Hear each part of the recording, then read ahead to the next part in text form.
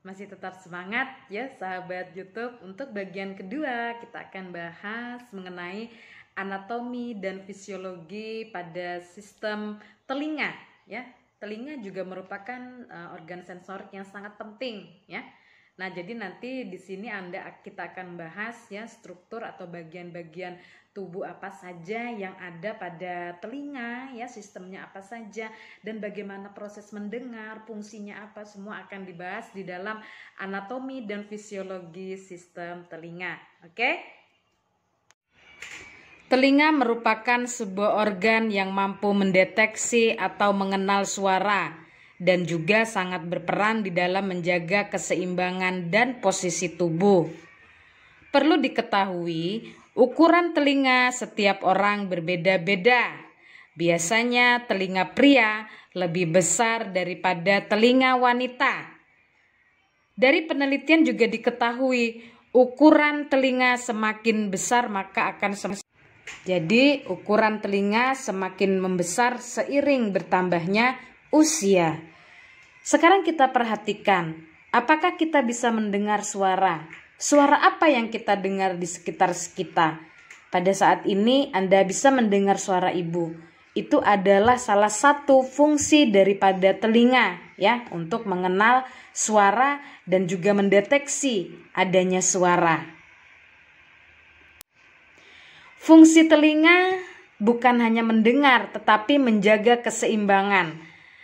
Yang pertama adalah keseimbangan statis, yaitu keseimbangan kemampuan tubuh untuk menjaga keseimbangan pada posisi tetap atau posisi berdiri. Ini disebut dengan keseimbangan statis ya. Nah, selanjutnya fungsi telinga adalah menjaga keseimbangan dinamis, yaitu keseimbangan mempertahankan keseimbangan ketika sedang bergerak. Nah, jadi sekali lagi keseimbangan dinamis adalah mempertahankan keseimbangan ketika sedang bergerak. Ini disebut dengan keseimbangan dinamis. Jadi ada dua tadi ya, keseimbangan statis dan juga ada keseimbangan dinamis. Ketika kita bicara bagian telinga, telinga kita tersusun dari 3 bagian, yaitu telinga bagian luar, telinga bagian tengah, dan telinga bagian dalam. Telinga tersusun dari 3 bagian yang saling bekerja sama, sehingga proses mendengar nanti akan tercipta. Ya, jadi kita harus ingat 3 bagian dari telinga. Pertama, telinga bagian luar. Bagian luar dari telinga memiliki fungsi sebagai corong mirip megafon untuk mengalirkan getaran udara ke gendang telinga. Selain itu juga berfungsi sebagai lokalisasi suara. Semua isyarat diintegrasikan oleh otak untuk menentukan lokasi suara. Ini merupakan kerja daripada telinga bagian luar. Yang pertama yang akan kita bahas adalah pinna. Pinna adalah satu-satunya bagian telinga yang terlihat atau sering kita sebut juga dengan daun telinga. Daun telinga adalah bagian pertama dari telinga yang bereaksi terhadap suara. Fungsi pinna sebagai corong yang membantu mengarahkan suara lebih jauh ke dalam telinga. Ya, jadi bagian yang pertama, bagian luar ini adalah pinna. Selanjutnya kita akan masuk ke dalam saluran telinga. Saluran telinga kira-kira panjangnya 3 cm pada orang dewasa dan berbentuk S. Berfungsi sebagai saluran telinga adalah mentransmisikan suara dari pinna ke gendang telinga. Nah, tadi setelah pinna maka akan masuk ke saluran telinga. Ya, ini merupakan sama-sama bagian luar daripada telinga. Kita sudah menyelesaikan bagian luar. Sekarang masuk ke telinga bagian tengah. Bagian tengah telinga dipisahkan oleh saluran telinga luar oleh gendang telinga. Fungsi telinga tengah adalah untuk mentransfer getaran gendang telinga ke cairan telinga bagian dalam. Nah, ini bagian dalam ini nanti seperti rantai tulang-tulang kecil ya yang bergerak, yang disebut nanti dengan osikel.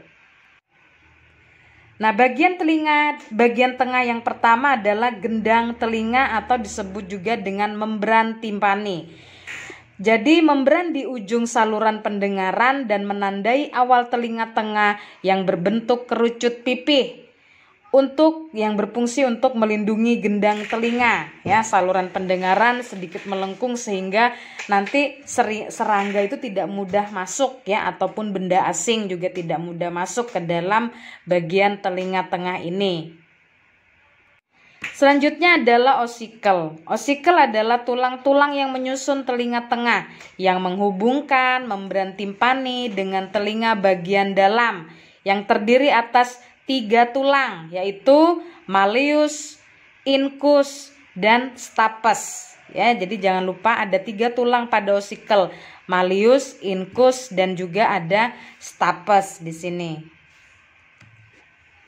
Selanjutnya kita akan masuk ke tuba eustachius ya. Di tuba eustachius memiliki fungsi membantu ventilasi telinga tengah dan menjaga tekanan udara yang sama di kedua sisi membran timpani. Tuba akan tertutup saat istirahat dan terbuka saat kita menelan, sehingga telinga kita tidak mengalami tekanan yang berlebihan.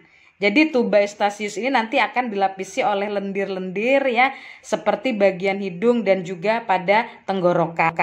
Kita masuk ke telinga bagian dalam. Telinga bagian dalam adalah bagian akhir yang memungkinkan kita untuk menerjemahkan gelombang suara menjadi informasi yang dapat dikenali.